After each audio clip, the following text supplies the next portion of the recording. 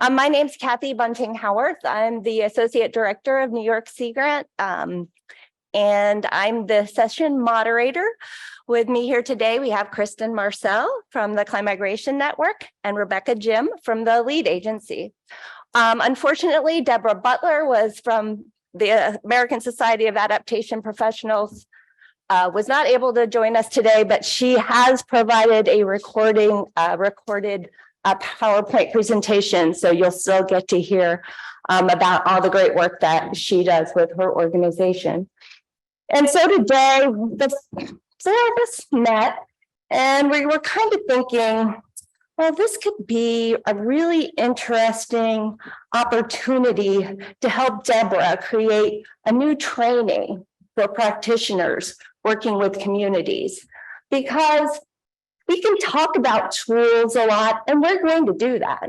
We're going to talk about approaches, but we really want you all to be able to come away from this with a true appreciation about the people that you serve. And that when you're working with a community, you understand the context, the history, the cultural norms, the social pressures, what they celebrate and what they mourn. We want you to appreciate local knowledge and the lived experiences of these communities that are facing climate change from either a negative or positive way. Maybe it's neither negative or positive, it's just change. But we want you to think about working with these communities and co-developing your processes, co-developing your tools, adapting your tools and approaches for the people that you work with. And you're not doing this alone. If you are working with a community that is dealing with climate change, you are working with people, a place. And then we also want to remember that as practitioners, we're not riding on a horse to save the day. Hi, I'm from the government, I'm here to help, right? We want to ask people, what are your problems? Do you want help? How can I help? What are the right questions? We want to talk about how to form strong partnerships. How do we create trainings? On how you collaborate? And more importantly, it's easy enough to get a grant or some money in order to work with the community to come up with a plan, maybe to create a grant proposal to get a couple million to put in a new culvert, right? But how do you create a sustained relationship? And that is on not only what the practitioner needs to sustain themselves, but what the communities need. How can we work together to make that work? So hopefully you're going to have 4 great presentations. Well, the first one's not that great because it's mine.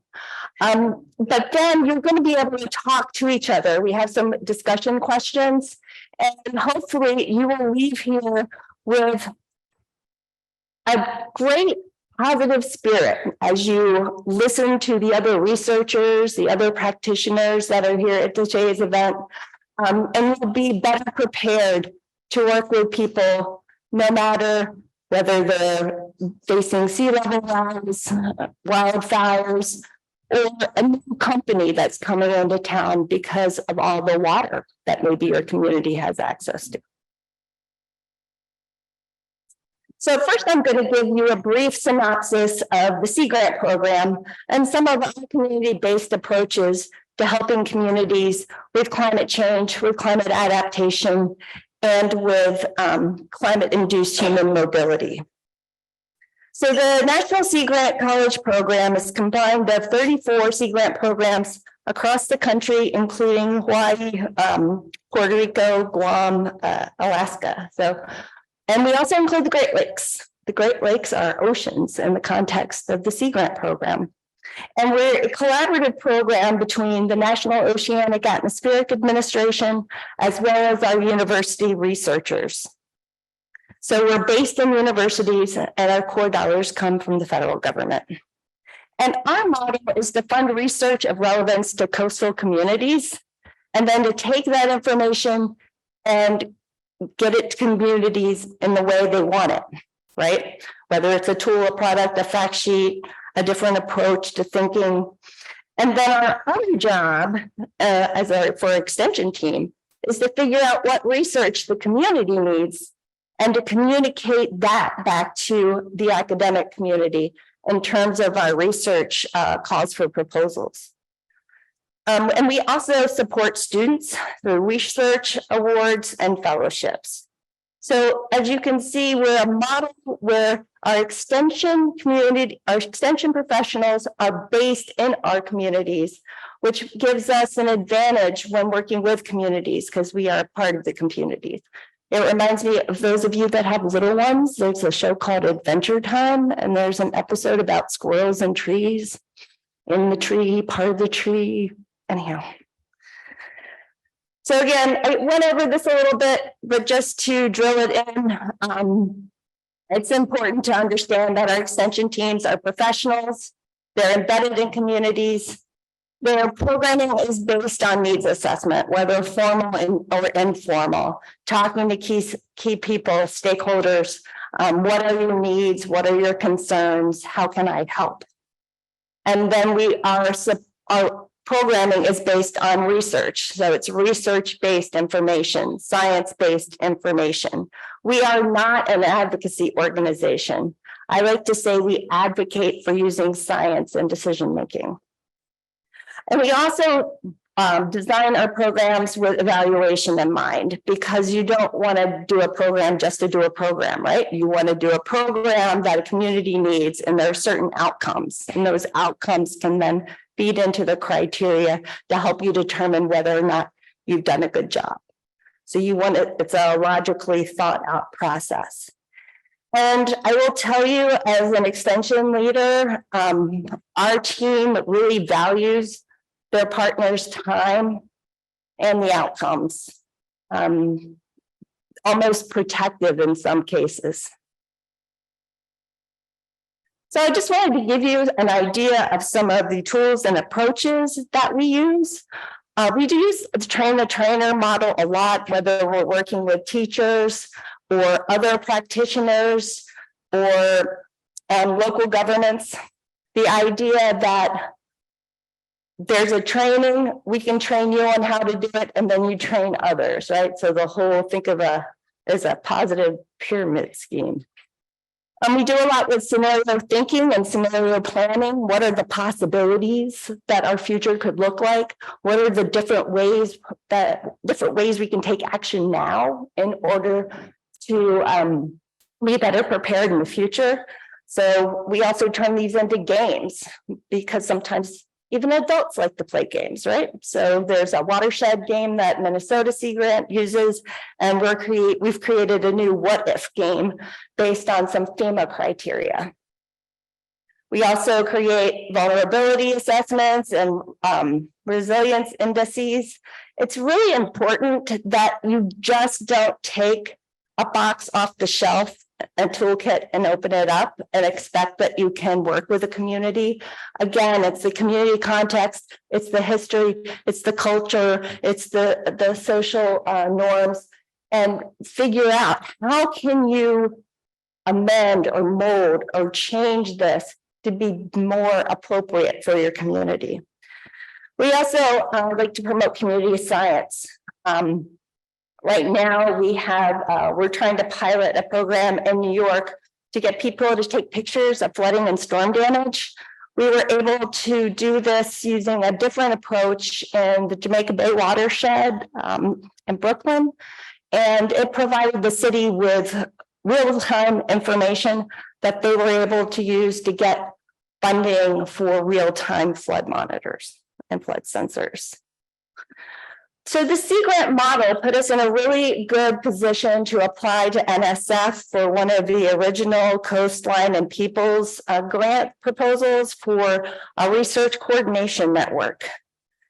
Research coordination network fosters collaboration among diverse experts and stakeholders to address research needs related to human-induced human mobility, socioeconomic consequences, and the role in building resilience and adaptation to impacts of climate change in our coastal and Great Lakes regions. So the goal of the workshop, when this proposal was written in 2018,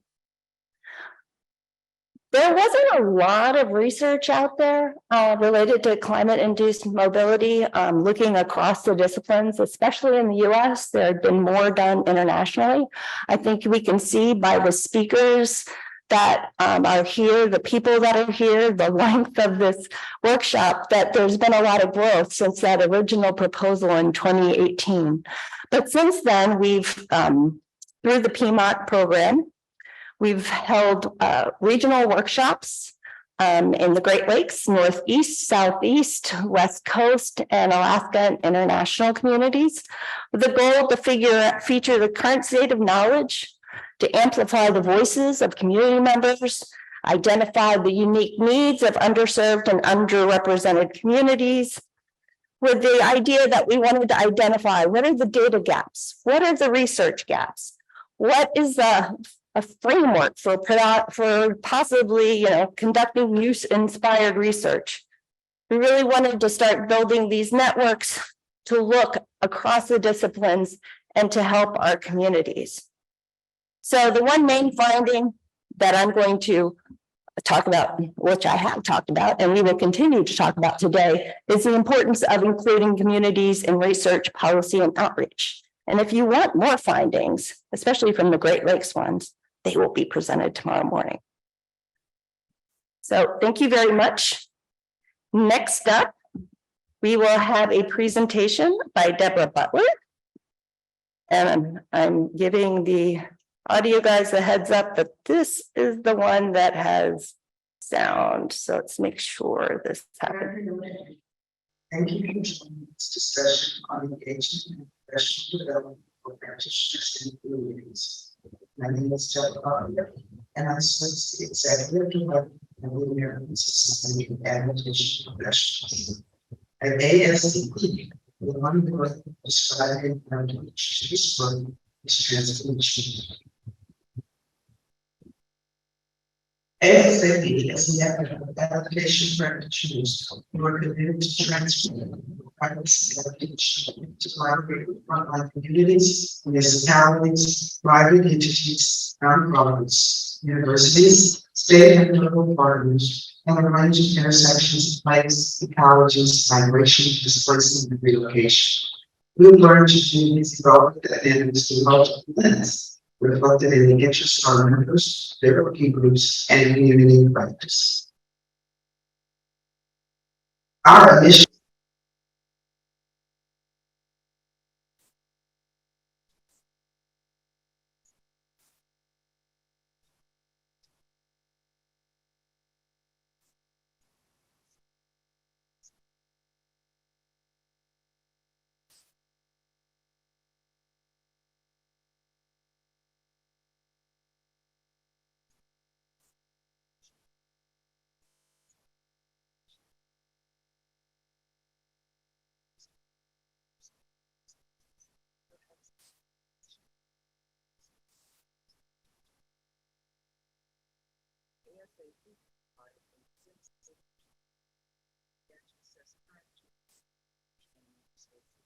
a series of workshops.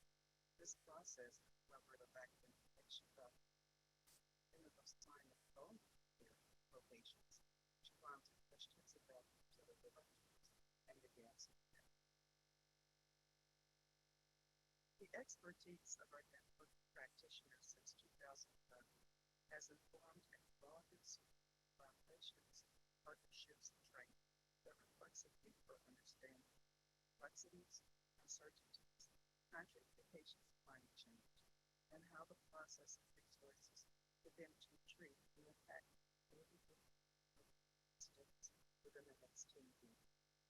Realizing the choices and balance of the design and creation of equitable climate features, ASAP has expanded its mission to forward justice, equality, diversity, and inclusion throughout its organizational and individual memberships, trainings, partnerships, and collaboration. Those include knowledge and competencies framework for climate change adaptation, transdisciplinary resource offerings, templates for climate change education resource management,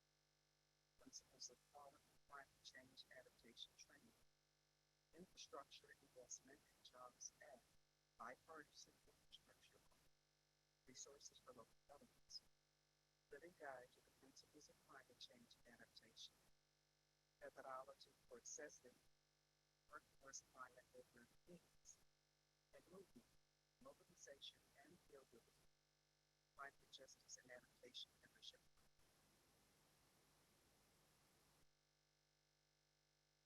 Again, as I mentioned in the introduction, at American Society of Adaptation Professionals, the one word that describes our approach to this work is transformation.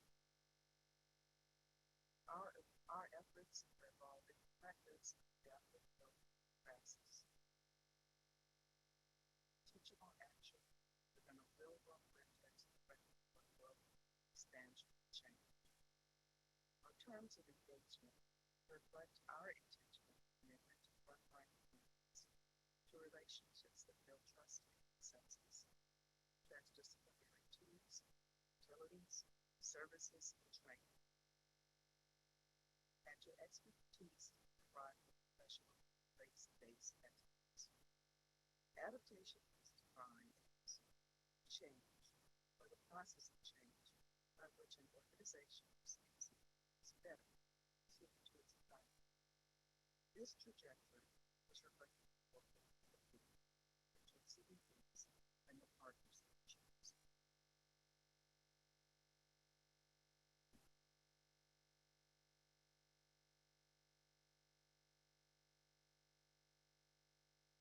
Thank you.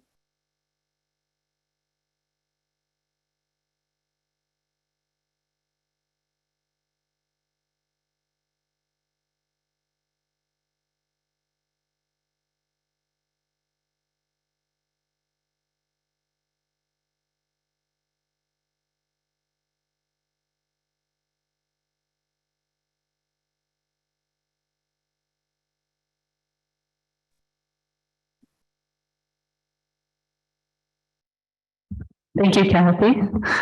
And thank you everyone for joining us here this afternoon. It's so great to see so many familiar faces. I'm Kristen Marcel. I'm the director of the Climigration Network. We are a network of people with lived and learned expertise who are seeking to create more just, equitable, and supportive approaches for communities who are facing climate displacement in the United States. When Kathy first brought our panelists together, she asked us each to consider a word that might embody our message today. And ask was the word that I felt embodied the message I sought to share today. And you'll see that it's framed as a question, not as a statement. Have you considered asking? Who could you ask? It's kind of a double question. It's starting very early in the process with the ask. The runner-up to that word was early. That was the other word I wanted to share. Asking at the problem definition stage, asking, as Kathy shared at the beginning of her talk, does this community even want to work with you? Are they interested in the resources that you provide? And why would they be? Those are all really important questions to ask at the beginning of a process. And so early is the other word that I wanted to share.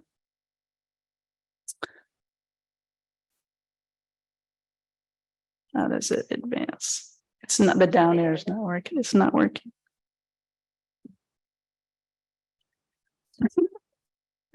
Kristen's making me into a Zoom expert. I know, right? Yeah. Now it's working. So now I'm done. You saw all the slides. Okay, so we are a network of over 100 people with lived and learned expertise across the United States. We are building relationships, and we are very grateful for the relationships that we have with community-based organizations and tribal leaders across the United States.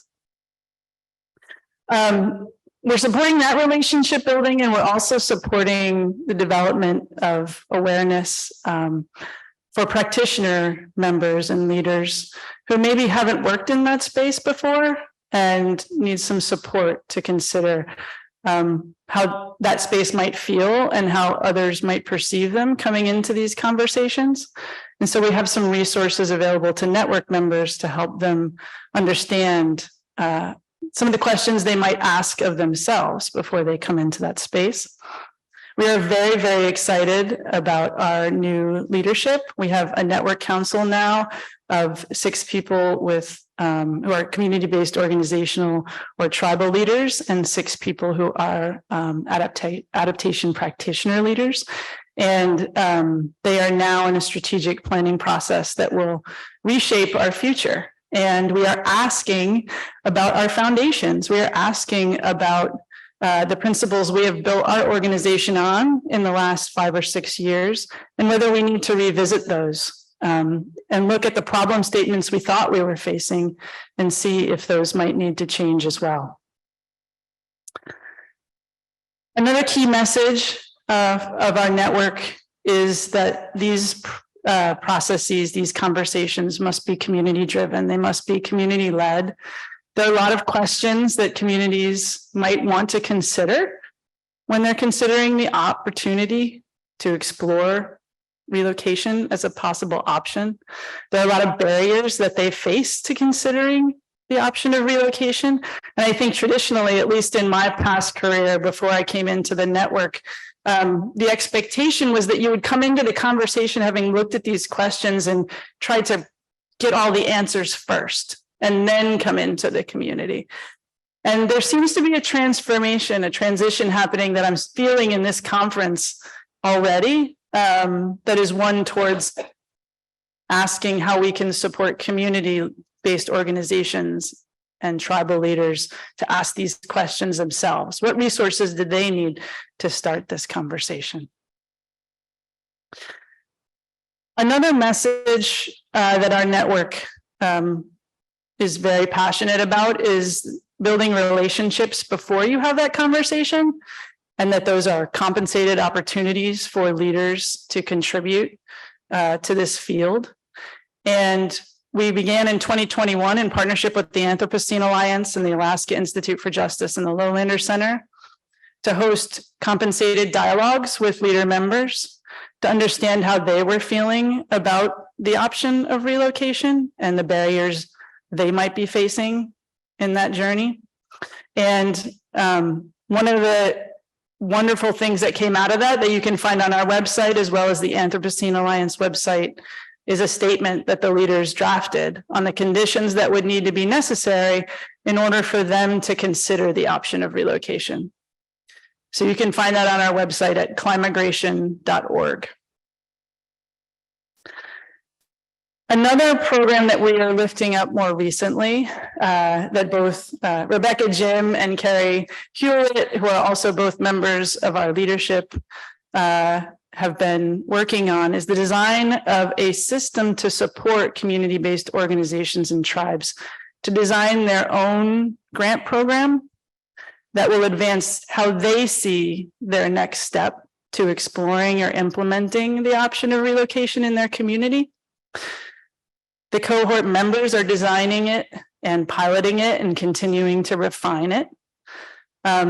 We hope that in the future we'll have an established process for them to actually seek out and select the next members of the cohort, as well as determining how resources will be distributed in a participatory grant model. But one of the things that's really exciting about this is that the ideas that are coming from the community-based organizational and tribal leaders are ideas that I certainly hadn't thought of. And it's exciting to hear their passion for advancing very different ways of approaching this conversation. Cohort members are compensated with a stipend for their time in the program, as well as with a small grant. And that is to actually do the next step project that they feel is important to do. We're fundraising for this program, and we're hoping that we can raise enough funding for 10 members to come through this program at once in a peer cohort model where they'll be supporting one another with learning and the emotional support, honestly, that it takes to do this work. It's really hard. There are barriers on the government side, and sometimes community members themselves can be really, there can be some very difficult conversations that happen. And they need support from other folks like them who are leading this work. So ask, back to that word. Here are some ideas for how you might consider coming into a conversation, the questions you might not have thought to ask yourself. What are the strengths, the assets, the questions that community-based organizations and tribal leaders might bring to this conversation?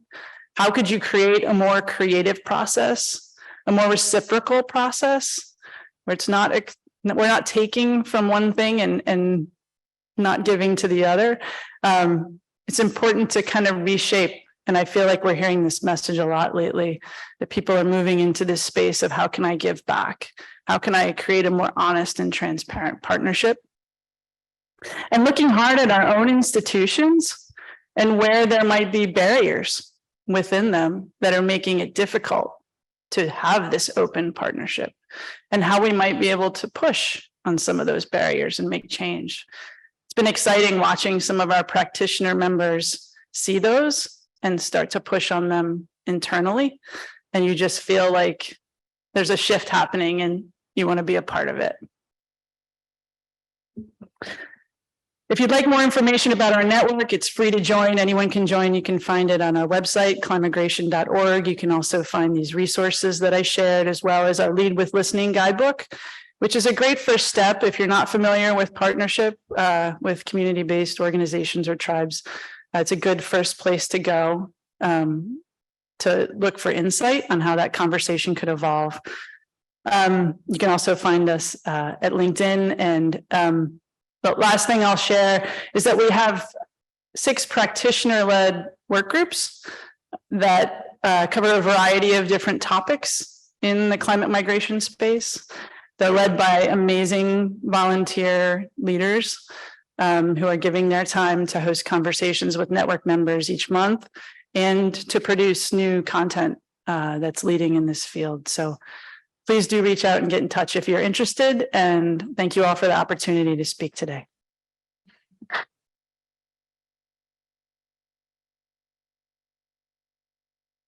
And our final formal presentation will be by Rebecca Jim, Executive Director of the lead agency. And let's see if I can get this right. She will also be, there'll be an off-Broadway production of what she's going to talk to you about, in which there will be a character that will be based upon her, which I think is pretty cool. Because I was going to be a singer in a rock and roll band before I decided to go into the environment work. There's still time. Okay. You think? Okay. Thank you very much. Not everybody needs to know about that. Anyway, but it was pretty exciting, and I did get that phone call right before we started, and that was pretty cool. I'll tell you where it is. Okay. So I am a member of the Cherokee Nation. I am not on their executive board. I'm not on the council. I'm a member, and I live in the Cherokee Nation reservation that has just been restored. And I work 25 miles away in a place that's very dangerous and sad. And I wanted to tell you about the place, but I want to explain why I'm here as a middle of the country place that's on the plains, and why I'm at a conference that is dealing with climate change. Flooding affects our communities, and when it does, it mobilizes the heavy metals. I did that. From one of the largest Superfund sites in the country. Those metals are toxic to the environment and to people. This county is the original homeland of the Osage, but when the Osage were moved out, many of the other tribes that I work with moved in. None of them came because they wanted to. All of them came as a forced migration. They were lined up into this portion of Ottawa County, Oklahoma. They were lined up as if you were stacking plates, and with no regard of which one knew the other before they moved. So it was like a Tower of Babel with so many languages all at once come together. And so ultimately they chose the conqueror. So once the state was opened up in 1907, there had already been land runs and discoveries of ore that was here. The tribes in our county, when floods occur, much of their land is underwater. I'm going to find that arrow. There it is. Several of the tribes were harmed because of the mining that occurred on their lands. When the residuals of the mine, which we call mine tailings, is it here? It's not, they can't see it. Oh, it's all there. I'm sorry. Did it go away? You just saw it. That's why she walked up. Okay. I like. Okay.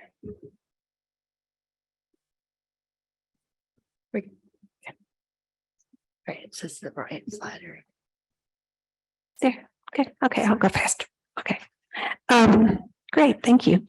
So the residuals are like mountains, and the mountains were used, what was left over after the mining of lead and zinc.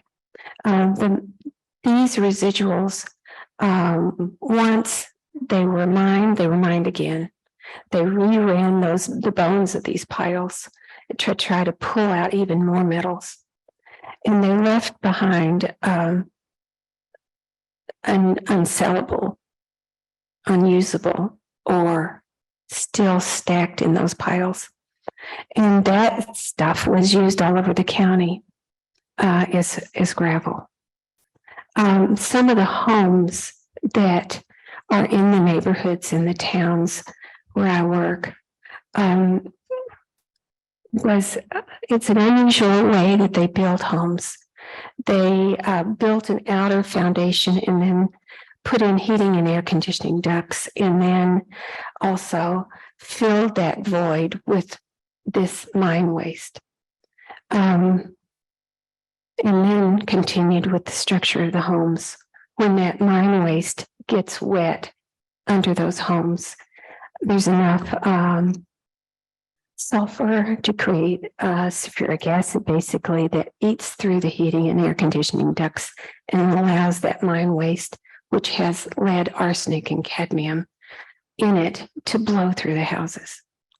So when water, whether that's a plumbing problem or a flood, affects our homes, it is also in their homes in that way too. EPA has funded 2 buyouts in our community already.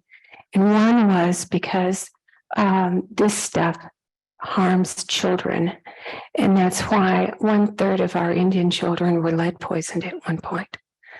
The second buyout was because when they were looking for ore here, they dug underneath, deep down in the ground, and made huge caverns, some of them as big as a Superdome, on top of another one that was a Superdome. And so they did all of that in an aquifer. So when water pours out, now that the aquifer has filled up, that water flows down and brings those heavy metals through our town. These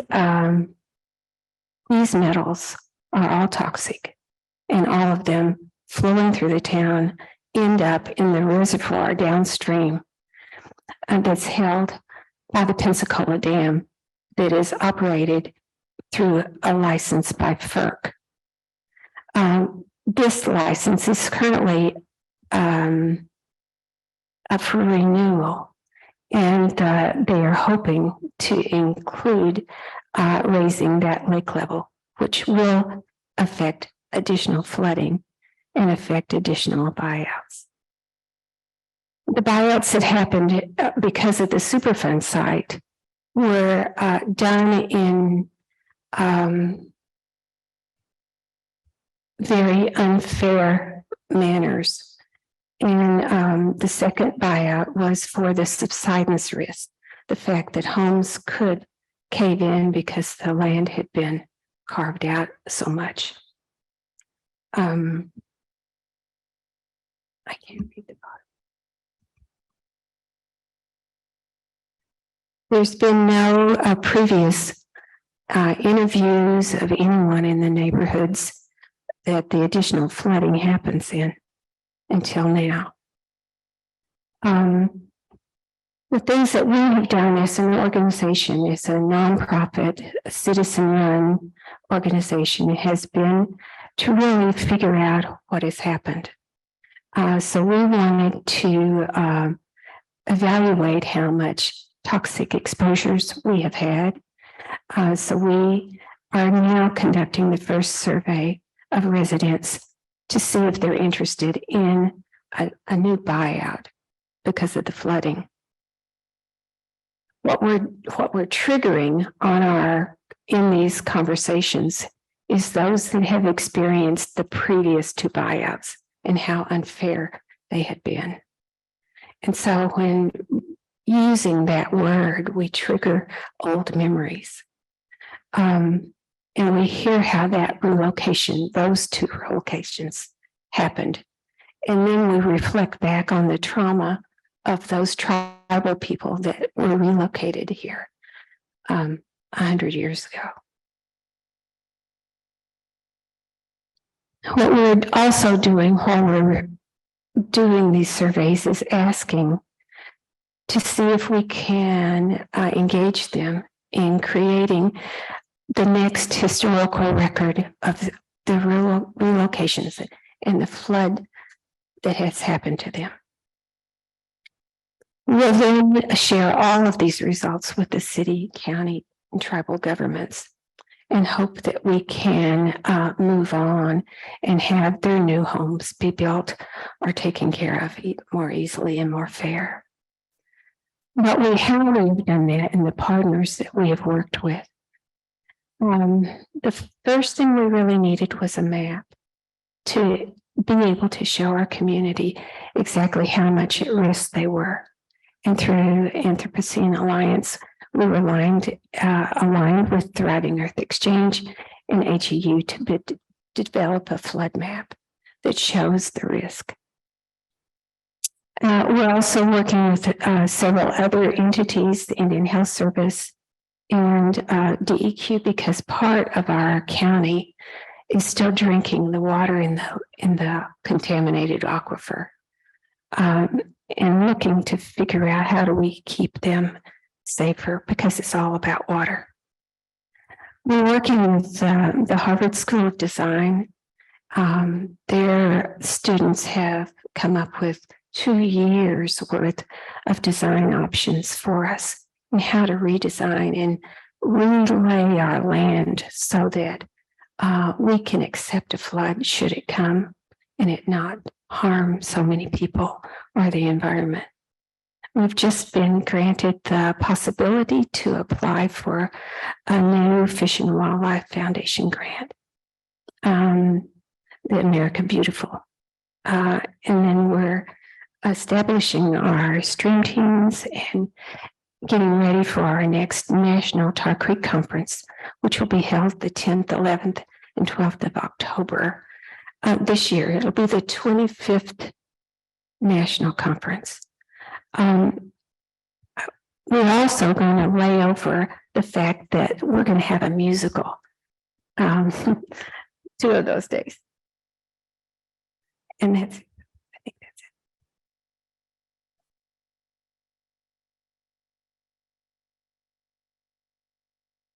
All right, so I'm happy to say that Deborah Butler is with us virtually. So now we're going to take the next, oh, I don't know, 10, 15 minutes to do some Q&A with our panelists. So again, Deborah Butler is online, Kristen Marcel, Rebecca Jim, me. Any questions?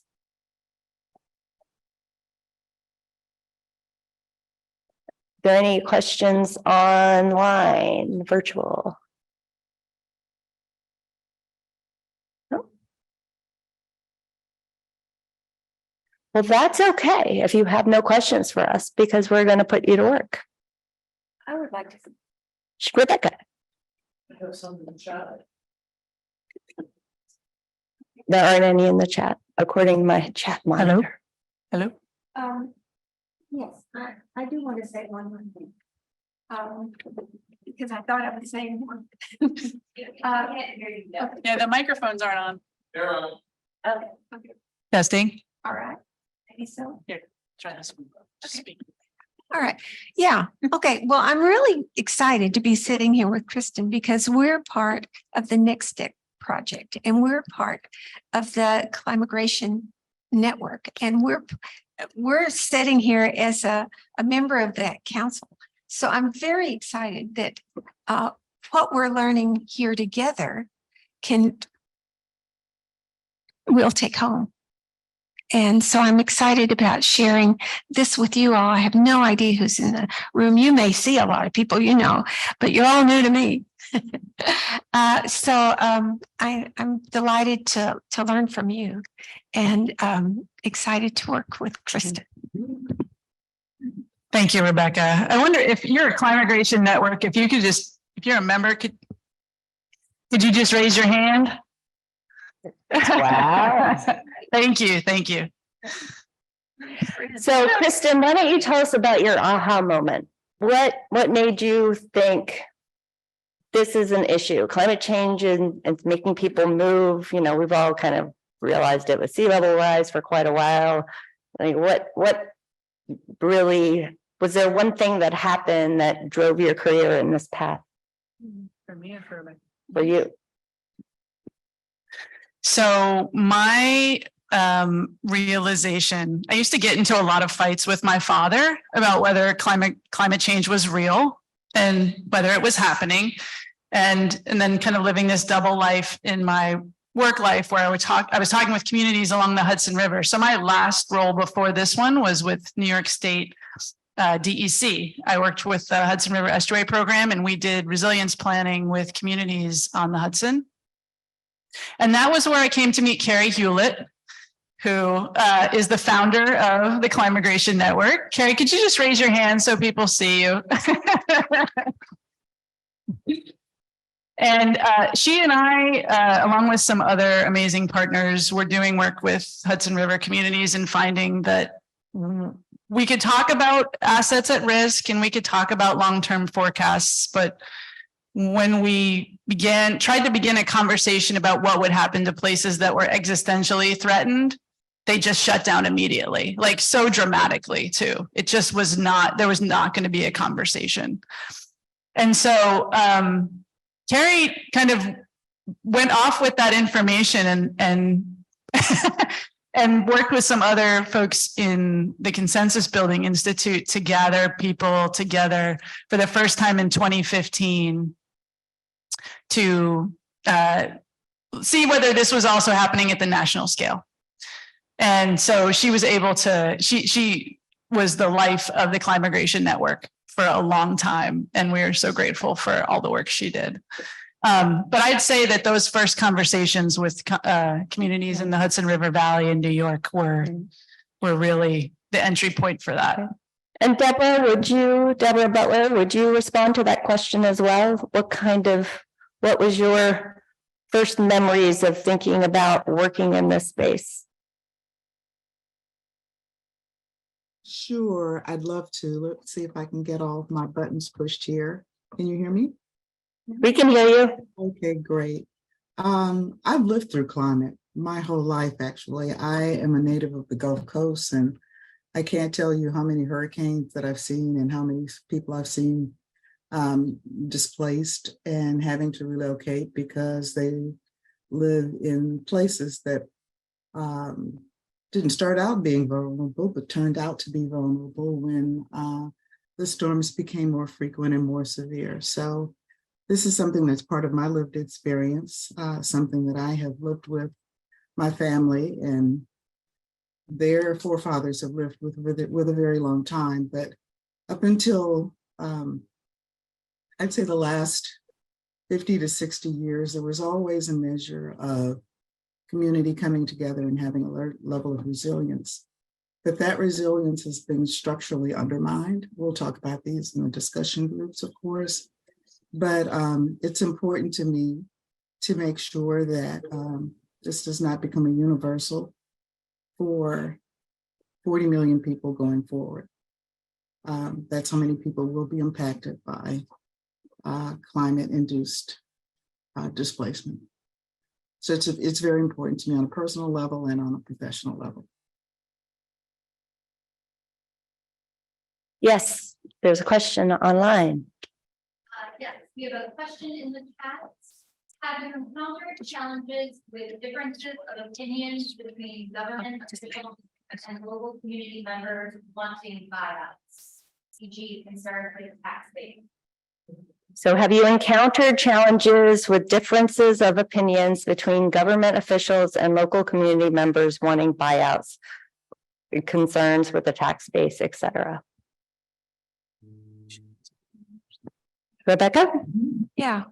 So as I said before, we've had 2 other buyouts. We've also had buyouts because of flooding in the town of Miami, Oklahoma. And there was quite a lot of problems with the previous buyouts that EPA and the state did. And it like I said, it's tainted the way buyouts may be in the future. And when we bring it up, it brings up those old memories. It's it almost, I'm almost looking for a different word, like would you like to be paid to move or something? Yeah, to make it easier to swallow for us. What your local government's perspective? The local government, we're doing okay. I mean, they finally are really gearing up to fight. The flooding that we have is man-made. We eventually may be climate related, but what we're having now is man-made because of the way the dam below us is operated. They are holding water higher than they need to for the recreational vehicles and the wealthy residents, summer residents along the lake. So it links back to what triggered us the most was our previous Senator Inhofe put an amendment in the National Defense Authorization Act that would allow this one dam to be operated the way the dam operators wanted to operate it, and no longer to be subject to anything that FERC or the Army Corps of Engineers would ever have to say. So that was kind of our trigger to get going because we had to in some way fight back. I'll take one more question. Oh, you're making it difficult to choose. All right, I think you were first before Kate. See, I remember your name. What advice would any panelists have for practitioners to move the needle on managed retreat from reactivity to disaster to more proactive managed retreat? This is something that we see over and over again, reactive violence, reactive managed retreat. So how do practitioners help move that needle to proactive? Deborah, I'm sure you didn't hear that. The question is, what do practitioners do to help move that needle in terms of managed retreat from reactive to proactive, and that was for all panelists. Who would like to go first? So the thing that I think has the most potential to move that needle is for practitioners to develop real relationships with communities that are at risk before there is a crisis, and getting to know the challenges that they face holistically. There are many intersectional stressors that a lot of communities who are vulnerable are facing. And if you don't have an awareness of the other pieces of the puzzle, or I should say, once you have a better understanding, it makes the barriers to choosing that option more obvious, and then maybe better addressed.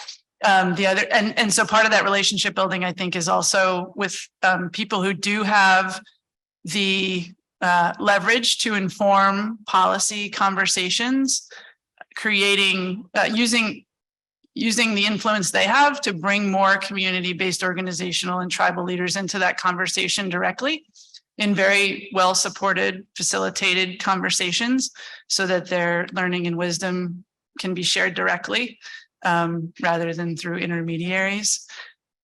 So those are some of my thoughts. Yeah. Deborah, do you have a response?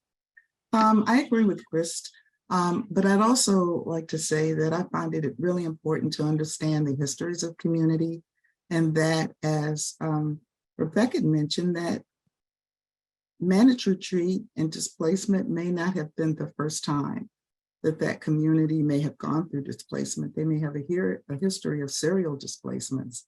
And so once you understand that process, and also understand the balance of power in that situation, who controls what, who makes the decisions, then it's a more informed conversation when you have an opportunity to speak with community.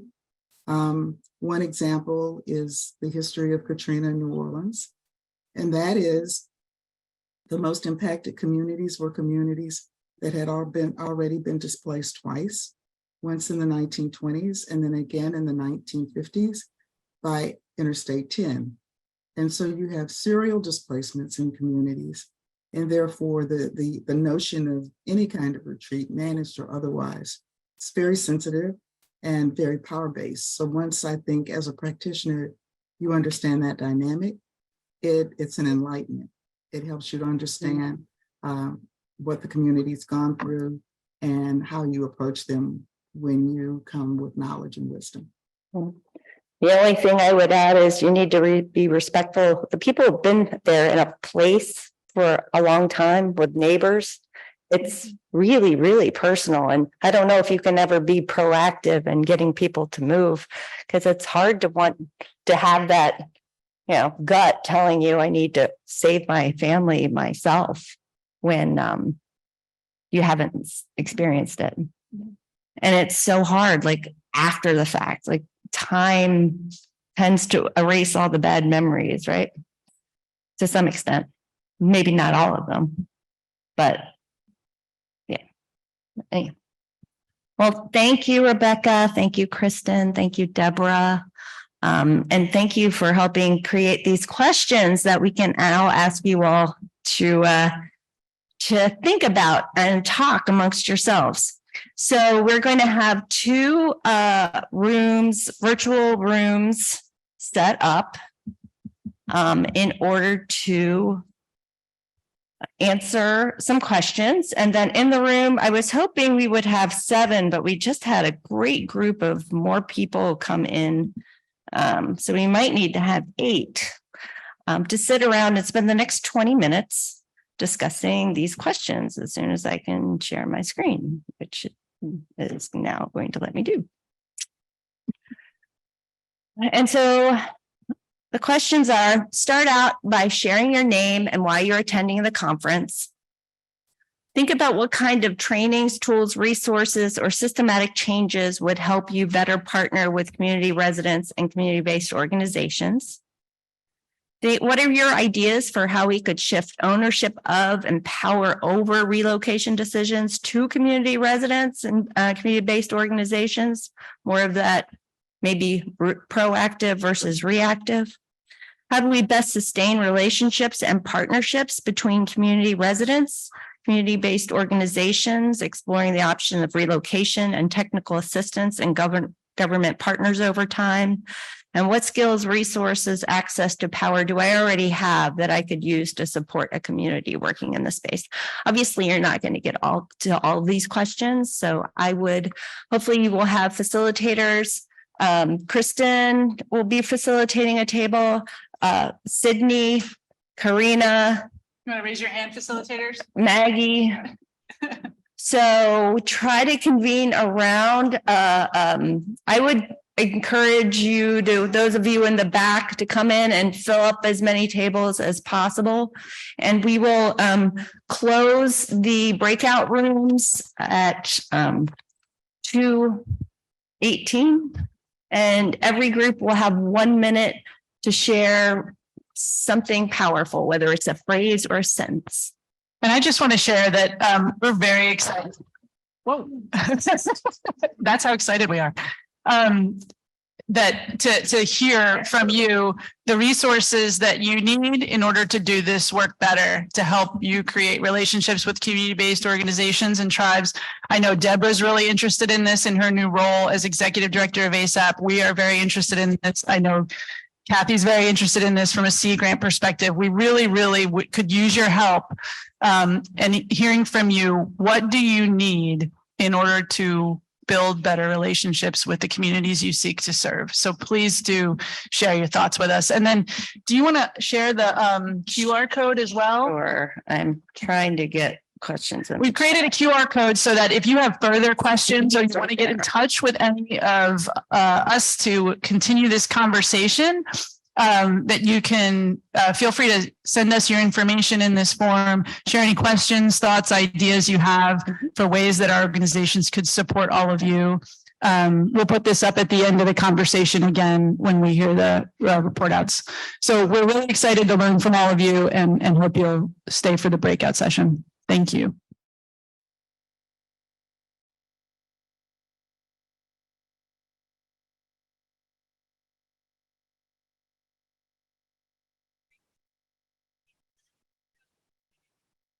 Round of report outs. And so I will ask the group that was with Deborah Butler to please give us in 1 minute or less a key takeaway from your discussions. This is Deborah. We talked about a lot of things, so I'll try to break it down. We talked about. Deborah? Can you hear me? Hello? I'm here. Deborah's group? I'm here. Okay. Can you give us 1 minute or less a key takeaway? Okay. State and local responses, strong mayors in communities, but state preemption, which comes in and sort of undoes any sort of community progress. We would appreciate and think it's most important to have a portfolio of best practices across the country and scenarios that communities could draw upon and that practitioners could use to engage communities. Also certain benefits and frameworks that communities could access in the process of getting ready for relocation. Particularly fighting the not in my backyard syndrome that surrounds communities that are looking at relocation, buyouts, who controls the money, who controls the power. Great. Amanda? Hi, yeah, we talked about a few similar things. So I think the key takeaways that we had is that a lot of our systems are not, or a lot of particular government and state systems are not set up to help pay and work with communities. They tend to be top down. We want more of that bottom up approach. And some of the ways to go about that is working through and making sure that community members are paid for their time.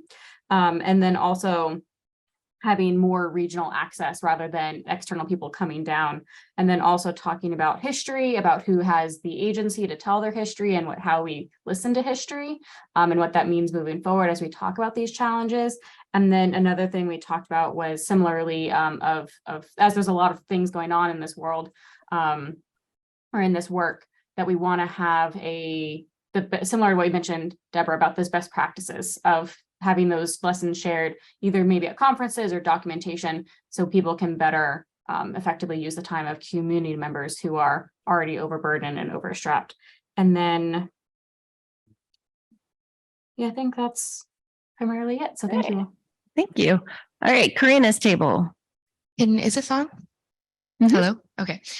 So some of the big takeaways that we had in considering, how do we even approach these topics and do it in a way that is in a place of trust, is considering that climate migration and mobility exists within a landscape of a lot of adaptation options, and that having these conversations in that kind of holistic perspective can take you a lot farther, and that you can do that through things like visioning exercises, working with communities to identify the things that are important to them and what they want their future to look like, and then working from there.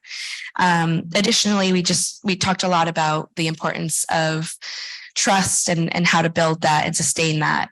We talked about specific elements, including humility, predictability, reliability, funding, transparency, among other things. But those were some of the key takeaways for us. Thank you. So at our table, we talked about a host of resources that exist for people to tap into. The Institute for Catastrophic Loss and Partners for Action, which are based in Canada. And ULI has some reports on retreats as a managed resource. Some of the larger topics we touched on, the challenge of ensuring that if you're supporting a community-based partner, that might be driving the conversation, trying to get facilitation support to ensure that you're getting all the voices into that conversation. And that's a bit of a challenge and one that needs to be explored more. There was an ask for more information about the Oral Histories Project.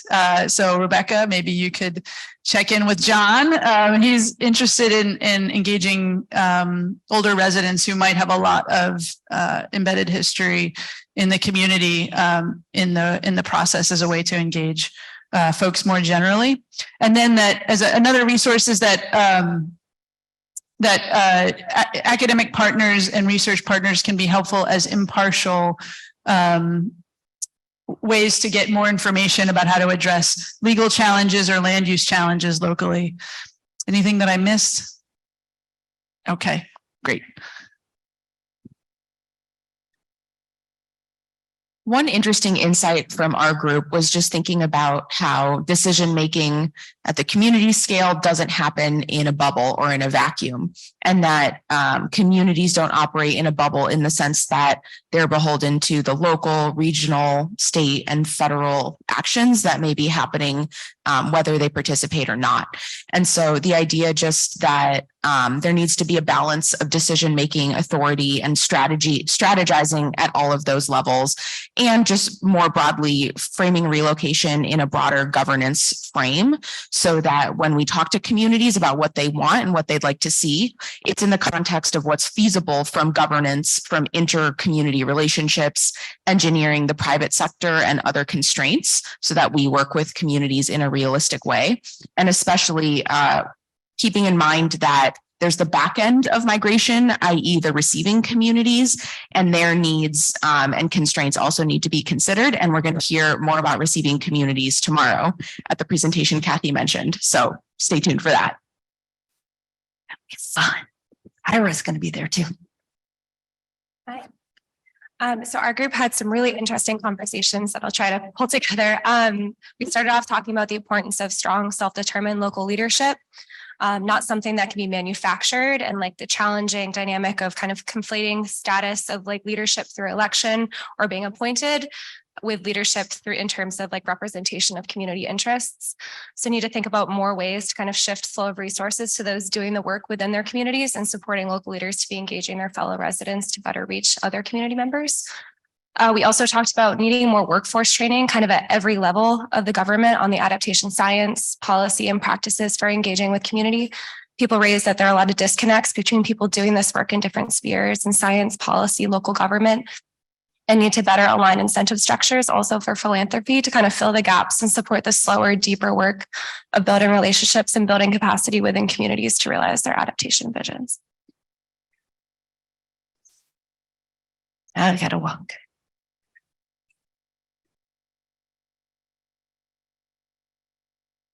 Hi, everyone. We had a really excellent group at our table from points of view from NGOs, international NGOs, as well as universities and the federal government, tribal government. And so we spoke about how building trust between communities, local governments, and institutions like NGOs and the federal government is extremely important and central to this work because there is currently a lack of trust and especially because of the historical ways that people have been pushed to the margins and pushed into situations in which they had to relocate by force. So community participation from the beginning is super important. And communities have a real and present connection to their land, water, and natural resources. Indigenous communities, as well as others, international and here in the United States. So this needs to be recognized as we work through the conversation about relocation, because for most of these communities, they were not the cause of climate change, and it is currently in the state it is in. It feels extremely unfair what they're going through. Thank you. Thanks, Sarah. Who did I talk into here? Yeah, thanks. Our table began to talk about coming up with how do we sustain our sort of community partnerships that we're developing. And I think the word that surfaced was trust was something that we talked about in establishing that. And then, trying to identify what that common interest is that probably initiates that sort of engagement that's going to be longstanding. And then I think we talked about a couple of specific aspects that we're dealing with, and it really involved a broad range of scale of application from community neighborhoods to community to much larger. And I hear a lot of conversation that's talking about who is doing the moving, whether it's a group of specific people or geographic location and those. So that's going to feed into that as well. And then I'm just going to pass it to Vanessa because she took some notes. Is there anything else I missed at all? I think.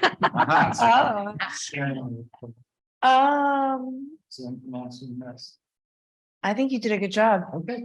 Yeah, that's it. All right. Well, on behalf of myself and Kristen and Deborah and Rebecca, we want to thank you so much for spending 90 plus minutes with us and for sharing your ideas. And as Kristen so eloquently said, we want to keep in touch.